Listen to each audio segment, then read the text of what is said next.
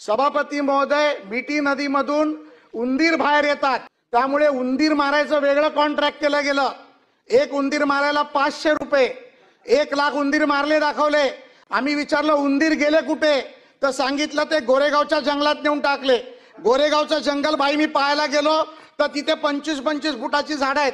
सन्माननीय आदित्य ठाकरेंचं मी ते नाव घेऊ शकत नाही, पण त्यांनी ज्या वेळेला विरोध केला झाडं पाडू नका, सॉरी मी म्हणजे चांगल्या भाषेत चांगल्या पद्धतीत बोलतो, झाडं पाडू नका, ते जंगल हे अधिकाऱ्यांनी दाखवलं। म्हणजे तिथे 25 फूट झाड आहे, मग उंदीर गेले कुठे, तर परत त्यांचं मागून उत्तर असं आहे की उंदीर टाकले म्हणून झाड मोठी लवकर झाली। त्यामुळे अशा अनेक प्रकारची गुन्हे या संपूर्ण घटनेमध्ये सभापती महोदय घडलेले आहेत। या बाबतीत यांनी जे सांगितलं सभापती महोदय की बायो रेमिडिएशन आम्ही केलं, आता बायो रेमिडिएशनला काही कोण चॅलेंजच करू शकत नाही, पण बायो रेमिडिएशनवरती 200 कोटी रुपये खर्च झाले आणि जर मिठी नदीचा गाळच साफ झाला नाही तर मग बायो रेमिडिएशन केलेल्याचे सॅम्पलिंग कुठे आहेत, त्याचे सायंटिफिक लॅबची आपल्याला आलेली उत्तरं कुठे आहेत?